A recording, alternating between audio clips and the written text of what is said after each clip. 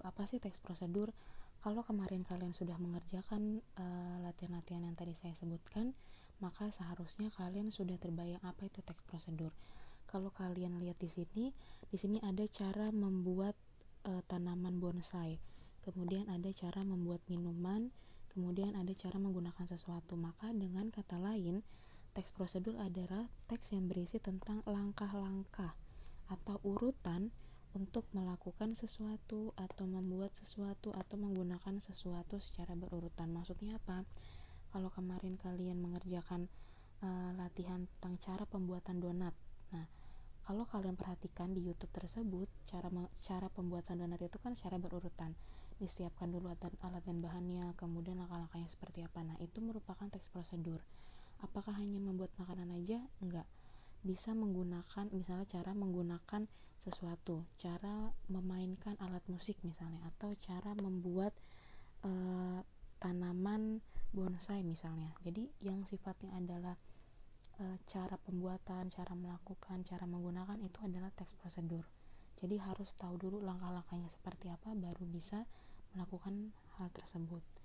Kemudian untuk struktur teks prosedur, strukturnya ini disesuaikan dengan apa yang akan kita buat. Kalau misalnya membuat makanan atau minuman, karena membutuhkan alat dan bahannya, maka harus dicantumkan alat dan bahan, baru langkah-langkahnya. Untuk judul itu terpakai untuk semua teks, jadi setiap teks pasti harus ada judulnya, maka judul tidak termasuk struktur tapi harus ada.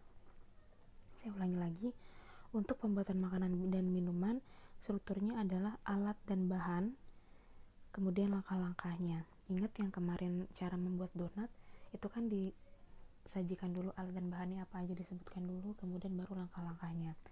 Kemudian kalau misalnya cara menggunakan sesuatu atau cara memainkan sesuatu, misalnya kalian mau belajar gitar, gimana sih cara memainkan gitar? Nah, itu tidak perlu alat dan bahan. Kenapa? Karena sudah pasti alatnya adalah gitar, hanya gitar aja. Nah, kalau untuk cara memainkan atau cara menggunakan alat, maka strukturnya adalah pembukaan. Pembukaan ini berupa penjelasan tentang apa yang mau kalian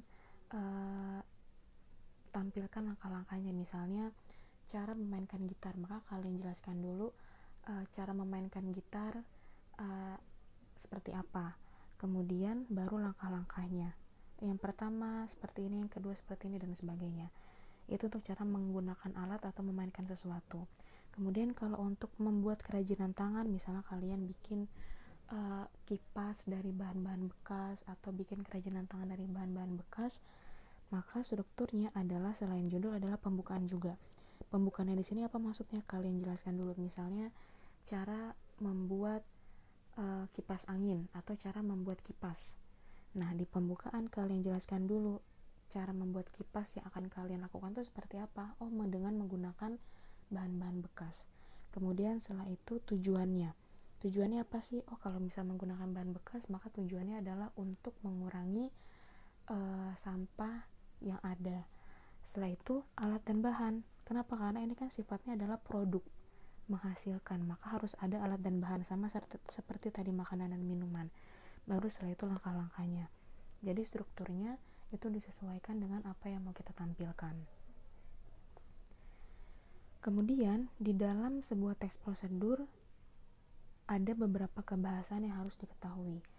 Yang pertama adalah konjungsi temporal. Konjungsi itu adalah kata penghubung.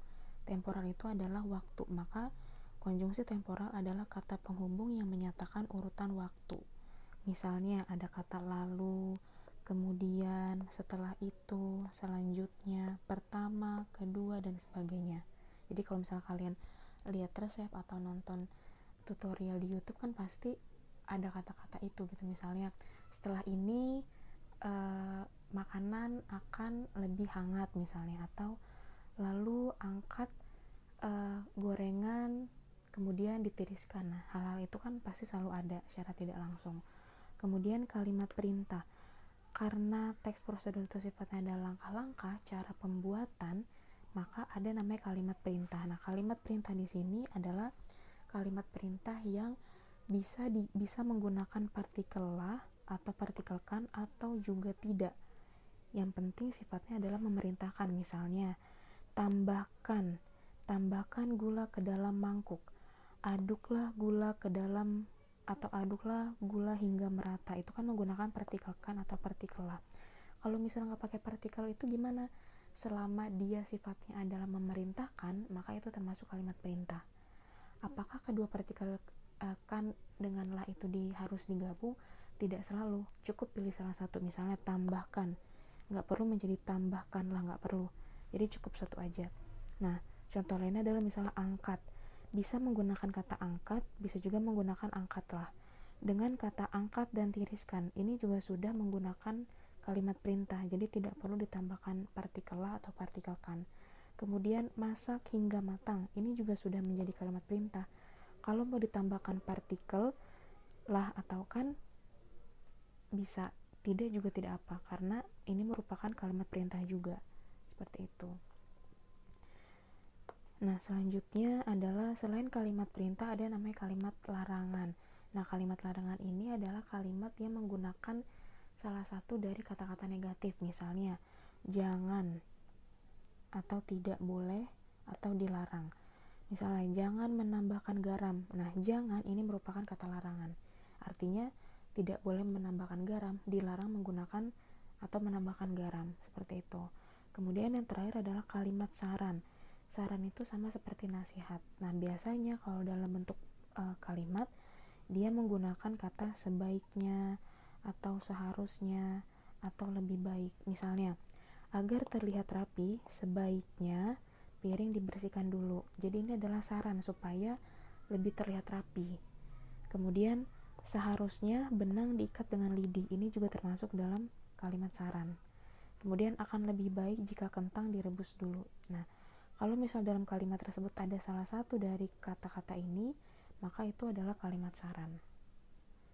Kemudian yang terakhir adalah ini adalah contoh latihan yang nanti akan kalian kerjakan.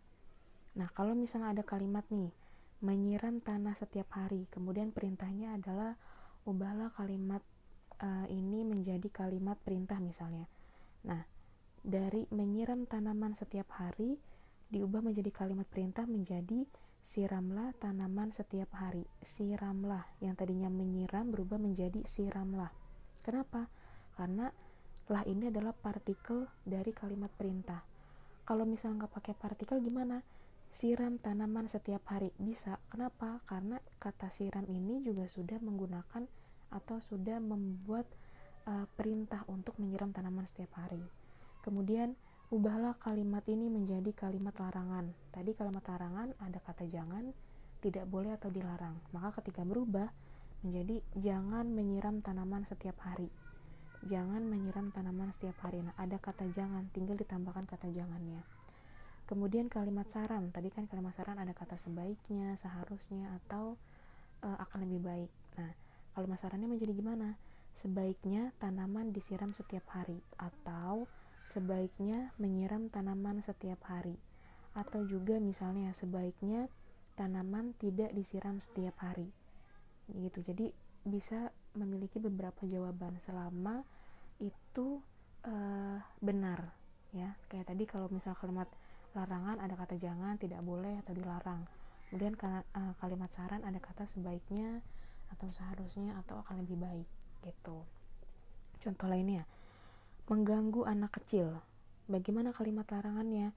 Jangan mengganggu anak kecil, atau kamu tidak boleh mengganggu anak kecil, atau dilarang mengganggu anak kecil. Nah, ada kata jangan, tidak boleh, dan dilarang. Itu sudah masuk ke dalam kalimat larangan. Maka seperti itu jawabannya. Kemudian sarannya gimana? Sebaiknya kamu tidak mengganggu anak kecil. Jadi kalau saran ini kan dia sifatnya nasihat supaya orang tidak melakukan hal tersebut, gitu. Maka bisa ditambahkan sebaiknya kamu tidak mengganggu anak kecil, gitu. Contoh terakhir adalah membuang sampah di tempat sampah. Ini kalimat ini kalau diubah menjadi kalimat perintah menjadi seperti apa? Buanglah sampah di tempat sampah. Kalau nggak pakai partikel boleh nggak? Bisa. Buang sampah di tempat sampah. Pakai partikel benar, tidak pakai partikel juga benar, gitu, selama itu merupakan kalimat yang sifatnya memerintahkan ke orang lain untuk melakukan hal tersebut.